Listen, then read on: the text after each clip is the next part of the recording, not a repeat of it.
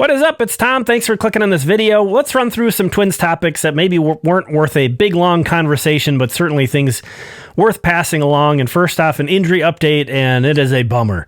Let's start with the bummer stuff. Matt Canterino has a shoulder strain, as you're seeing here reported from Bobby Nightingale Jr. of the Star Tribune. We don't have really additional details on what this means for Canterino, but he is seeking a second opinion, which tells you that he didn't like the first opinion. So that's not real encouraging. Just a bummer. Just a guy who hasn't pitched in 2 years in a regular season game, but shoulder strains, shoulder injuries in general are kind of a little bit more mysterious, which maybe that'll be a good thing and it won't be as bad as they think. Again, just trying to be optimistic for a guy who just cannot catch a break in Matt Canterino. I feel horrible for him. Again, has not pitched in a regular season game of any kind in 2 years. He's been on the Twins 40-man roster for ages. They've prioritized keeping him around, and there have been quite a few guys have come and gone because they couldn't fit on the 40-man, and they keep hanging on to Canterino because they believe in this guy, and I believe in the talent too. He is a great pitcher, but he just cannot stay healthy. You can see those, even though he hasn't put together much of a minor league track record, a 1.48 ERA, 13.8 Ks per nine, and a 0.86 WHIP in 85 innings. That is completely dominant, Matt Canterino. So tough pill to swallow. But if there's any kind of a silver lining, he's kind of been viewed all this time as like a cherry on top guy. Like they're not counting on Matt Canterino. It would be great if he was healthy. They're not counting on him. Side note on this conversation, remember Alex Kirilloff? It's already easy to forget. The guy just retired this offseason. Hopefully this doesn't get down to this with Matt Canterino, but if he's going to miss significant time, I think the Twins have to take him off the 40-man roster. And maybe he gets claimed by another organization that can sort of be patient with him some more. But I'd have to believe at the very least his Twins tenure is over.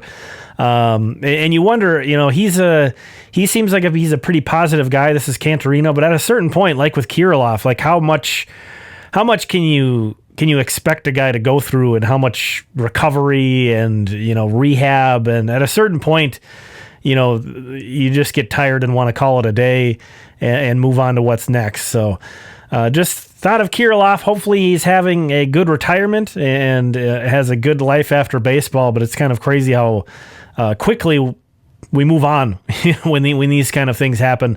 So he just kind of was brought back into my mind with this Canterino news. So thinking of Alex, wishing him the best. Moving on to some spring training highlights. Randy Dobnak. This was on Tuesday. He carved up a very familiar-looking Atlanta lineup with a lot of the regulars, 3 shutout innings with 5 strikeouts for Randy Dobnak, whose beard is looking absolutely epic. So Randy Dobnak, he was outrighted off the 40-man roster in October, so he is in the Sire of Fort Myers hunt. So keep an eye out for Dobnak making a run at Sire of Fort Myers. That would be really fun. Number 3, MLB Pipeline finally released its Twins top 30 prospects. I think they're like the last big platform to release their team list. They released their top 100 earlier, but this is their team list come out. I'm not going to give away the whole thing. I want you to go check it out. I'm going to put a link down in the description from an article from Jonathan Mayo that kind of explains the list and gives some of these details. A couple of the most interesting items that I took away from that Jonathan Mayo piece. Their biggest jumper was Rain Doncone, who goes from number 30 to number 15. Some other platforms have really been getting on Doncone as well. I haven't really gotten to this level because this is surprising at how many publications now are putting a 55 grade on Doncone's power. That's slightly above average. I think he had 11 home runs last year, but as in his age 20 season, so a guy was pretty young. But the thing that kind of is interesting when you dig a little deeper there is that MLB Pipeline has that same power grade for Doncone as they do for Billy Amick, who's kind of his calling card is his power. He had 20 plus home runs in college last season, a big power guy. It's actually a half grade above Kalai Rosario, which that's a power hitter there. So, and I don't really think of Doncone in that respect. So that's me personally. When I'm looking through these lists, I'm going and looking for, okay, what are some things that I don't agree with this list on?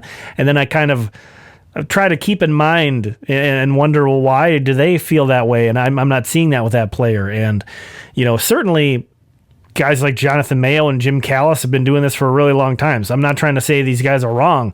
It's just sort of a thing that I'm surprised at. And then for best tools, Kyle DeBarge was graded as a 55 defender, topping the system alongside Walker Jenkins and Diego Cartaya. DeBarge is kind of another guy that I think I'm a little bit behind on compared to a lot of places. Our friends at Destination The Show, Jamie Cameron and Jeremy Nygaard, were on him before the Twins even drafted him. So that kind of makes me curious about, he's a guy I'm really going to be looking at. I'm going to be watching a lot of the Cedar Rapids Colonels, especially early next season. DeBarge getting that high of a grade on defense is really encouraging. I think a lot of people don't realize how good Walker Jenkins kind of projects to be. Unfortunately, he was hurt last year quite a bit, so he DH'd a ton, so we didn't get to see him out there a lot. And then Diego Cartaya, who's the guy the Twins got from the Dodgers. He was designated for assignment, and the Twins traded for him. A catcher, so a very good defensive catcher in Diego Cartaya. That was a good ad.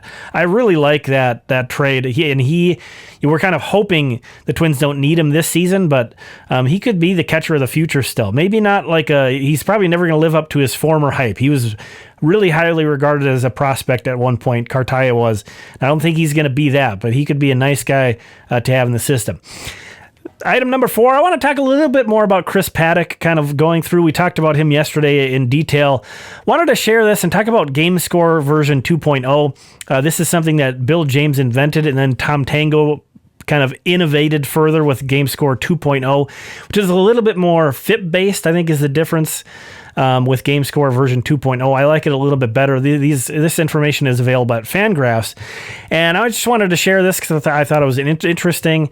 The number of starts in which a Twins pitcher got a Game Score version 2.0 of 70 or higher. This may seem a little convoluted, but I want to make it very clear that I would never just evaluate a pitcher based on this metric. This is just sort of another layer in talking about Chris Paddack that I find a little bit interesting, is that I don't think he gets enough credit for being able to go out and dominate a lineup.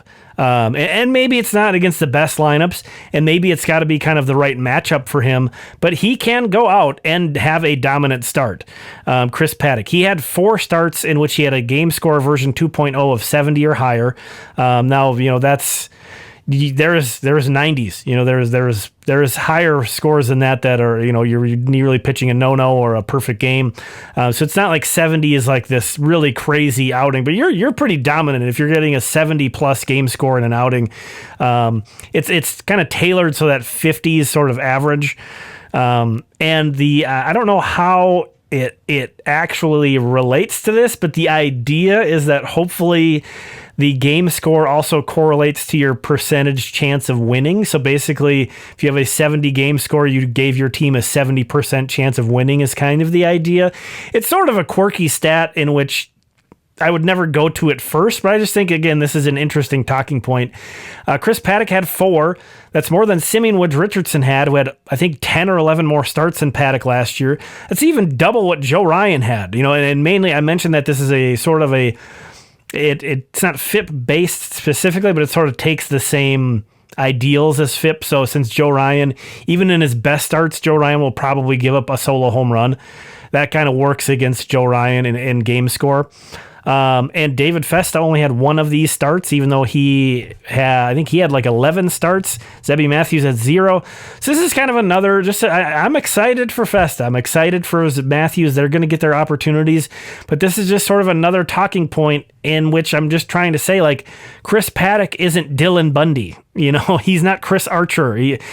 And this is another fun thing, is to think how far the Twins pitching has come the past couple years compared to 2022. So just sort of another food for thought thing that I thought of seeing a lot of comments. And I understand I'm probably not going to talk anybody into Chris Paddack. But another thing to keep in mind is that 2024 was his first year post Tommy John. And usually command comes back way better second year post Tommy John.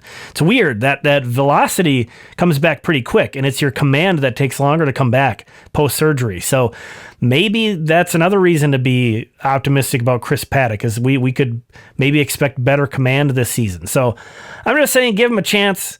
And, I think he's a guy worth keeping around, as I said in my last video. Last item on this video is just want to call out that season 3, episode 1 of The Diamond over on the Twins channel was released, and it's excellent. An incredibly professional produced 15-minute video and it's really all access from spring training, and it's coming straight from the guys. They really put Pablo Lopez front and center on this, which I don't know that I would have thought of to do that, but I loved it. And I think if you're trying to sell people to the Twins, if you're trying to get people excited about the Twins, just keep Pablo Lopez talking, man. If you're trying to get people to identify with the Twins and get excited about a person and a player, just put Pablo Lopez on and keep him talking, because he is such a likable guy. There was a great part earlier too, in which Rocco Baldelli was addressing the team in the locker room and talked about how much winning means to the community. And I thought that was pretty cool, that was such a focal point in his first address to the team from Rocco Baldelli. Now maybe a little bit of that was playing up to the cameras, but he was also dropping F-bombs in there, so I don't know if that was the case. So I enjoyed it. It was really good. So I want you to go check that out. I'll put a link down in the description. What do you think about all that? Anyway, thanks for checking this out. Appreciate you. We'll talk again soon.